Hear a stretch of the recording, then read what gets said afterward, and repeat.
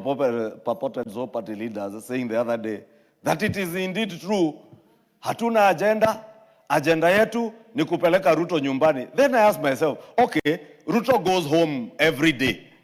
Then what for Kenyans, Honorable Speaker?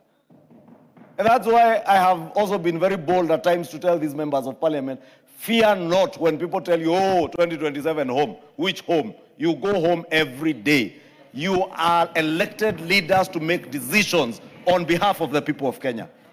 And you must be bold and courageous when you are making decisions on behalf of the people, so long as you are doing it in their best interest. And I want to believe that is why the president was commending the 13th parliament, because you have made bold decisions in the best interest of the people of Kenya. When I see the rise of affordable housing units in Mukuru, Honorable Speaker, and Mukuru, by the way, is a very small fraction of what is being done. When you fly over Kibra, you can see the transformation that Kibra is going through. You can see the demolitions that are going on along Jogoo Road, forgotten the name of that estate. Makongeni estate, Honorable Speaker. Makongeni will probably be 4-5 times the size of Mukuru. Sports stadia across the country, Honorable Speaker. Sports academies in our villages, tapping on the talent of our youth, so that those who misuse our youth, because I've seen grandfathers calling themselves, oh, I am the leader of Gen Z. How can you lead a generation that you don't even understand? How can you lead a generation which you even have no plan for, or you have no vision of how you can transform their country for the benefit of these young people? The transformation, Honorable Speaker, that is happening across our country. Honorable Speaker, whenever I travel around the country, whether it's from Kapsabet to Kakamega, to Lokichogi, Honorable Speaker, to Mbere North, where I was yesterday, Honorable Speaker, to Embu, to Nyeri, they are hallmarks of the actual transformation that is going on, whether it is in housing, whether it is in roads being built, Honorable Speaker, roads, some that stalled way back in 2015, 2016, today are being reconstructed because of the bold decisions that this House made some years back, Honorable Speaker.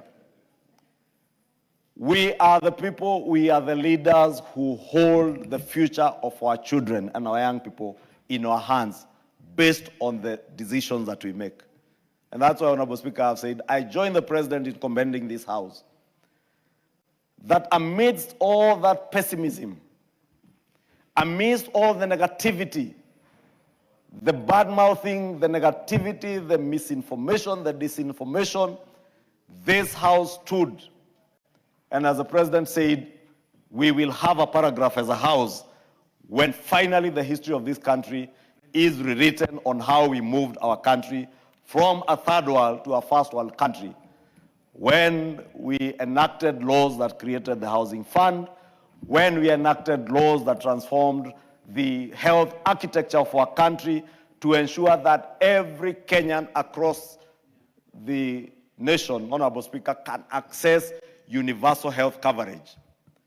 That, Honorable Speaker, in far-flung corners of this country where they never knew what a tarmac road is, they will be able to see tarmac roads like those in Kitui, those in the Matiliku Road,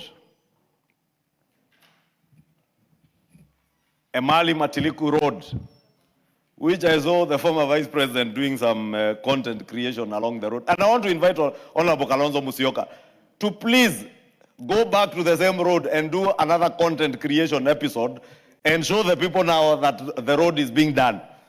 Go to Emali Ukia, show people that the road is actually being done. But you know, Honorable Speaker, when I say what has bedeviled this country, Honorable Speaker, is poor leadership and lack of leadership over the years, Honorable Speaker. You can imagine the people of Ukambani had leaders all along, but it has taken bold leaders like the Honorable Basir, like the Honorable CNN here, like the Honorable Rachel Nyamai, Honorable Kawaya, and other great leaders to make sure that they are taking development that was promised to the people of Ukambani. I am told the Ukia Emali Road, I heard Governor Kibwana say that his father, not Governor Kibwana, who is, I think, is 70-something years old, his father, and you can guess probably his father would be 100+ years, had that road promised to him when he was a young man by the colonial government. The Kenyatta administration came, promised the same road. The Moi government came during Mulu Mutisia's time, promised the same road. Mwai Kibaki's government came, did the Emali to Loitoktok road, but Emali to Ukia was never done. Uhuru Kenyatta's government was there for 10 years, and nothing was done. It has taken this administration 2 years to be able to deliver on very good projects like that of Emali Ukia, Matiliku, Emali Road to the people of Ukambani. And that is a story across the country, Honorable Speaker. That when this country was able to only employ about 300,000 teachers over a period of 60 years, 60 good years, within a period of 3 years, we will have employed 100,000 teachers within a period of 3 years. But the high priest of eternal pessimism will tell you that the education system in Kenya is dying. And they will not remind Kenyans that only a short 2.5 years ago in 2022, parents did not know whether their children would finish grade 6 and move to secondary schools or move to junior secondary in primary schools, how the CBC program, which is now CBE, would be transitioned from the old 844, parents were unclear. The high priest of internal pessimism will want Kenyans to forget that a short 2.5 years ago, our young men and women in our universities had their universities being closed down because of debts. But courtesy of the new funding program, Honorable Speaker, today our public universities are standing on their own and on the path to recovery. It has not been a painless journey, Honorable Speaker, but at least there is progress being made, and that is the optimism, Honorable Speaker, that we must continue injecting to Kenyans, not injecting pessimism, negativity, bad-mouthing, and misinformation and disinformation, Honorable Speaker. Honorable Speaker, you know I could speak on and on and on and on. But this speech, Honorable Speaker, gives the people of Kenya hope that indeed, as the President challenges us to reject small thinking, let us reject small thinking of 1 terms, 2 terms, 4 terms, 5 terms. It is possible today that the nations we envy, the Singapores, the South Koreas, the Malaysias, whose Prime Minister was here the other day, it is possible for Kenya to rise like those countries. But those countries rose because their leaders were bold when others feared. They were decisive when others, like those of our leaders in this country in the past, hesitated. And they were visionary when others settled for less. We must continue being visionaries. We must continue being bold, being courageous, and we must not settle for less. Let us walk the talk. And I invite this House, Honorable Speaker, to continue exhibiting the courage and the boldness that we have exhibited over the last 2.5, almost 3 years, Honorable Speaker, in making the right decisions for the people of Kenya. I know at times it's very good for us, Honorable Speaker, as politicians, to say the things that we know are going to excite the masses out there. But when the masses discover you're only talking for the sake of talking to excite them, they will punish you. So fear not when people tell you that you will go home. You will go home to find a happy people if you made the right decisions for them. Be bold, be courageous in making decisions.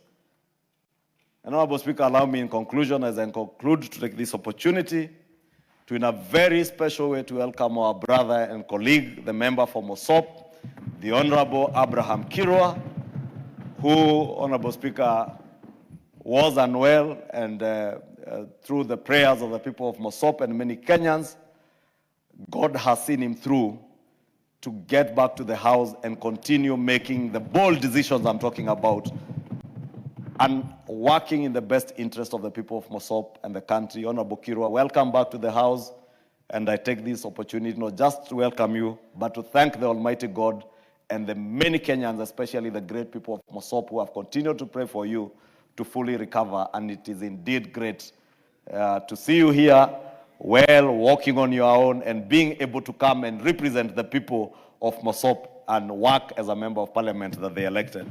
And I thank the people of Mosop, particularly for being patient and being supportive to the Honorable Kirwa when he was in this post. And we wish you all the best, and thank God for being there for you. Continue serving the people of Mosop and the people of Kenya with the diligence that you have done over the last 2 years, with the courage that you have exhibited, that even at a time Honorable Kirwa was unwell and out of the country being attended to, he had the courage even to come online and vote when he was called on to come and vote for what was important for this country, Honorable Speaker. That Honorable Kirwa had the courage to even organize programs, bursary disbursement in his constituency to make sure that he's following up the needs of his people. This is the resilience, Honorable Speaker, that the President was talking about. And I thank God for the Honorable Kirwa and thank the people of Mosop for the support that they have given to their Member of Parliament. And indeed, Honorable Speaker, because I just spoke about 2 terms and 1 term, I want to encourage the people of Mosop to give the Honorable Kirwa an opportunity when the time comes to serve for a 2nd term in this House, Honorable Speaker, because he has a very clear vision and plan for the people of Mosop. And that I know because I constantly engage with Honorable Kirwa and I've been speaking to him while he was away. And you can see the love and the passion that he has for the people of Mosop. It's not normal, Honorable Speaker, for a member who is sick, any human being who is unwell, and instead of worrying about his own well-being, is worrying about the people he represents. That is Honorable Kirwa, Honorable Speaker. And that tells you the kind of leaders that we have in this country who are empathetic to the people that they represent.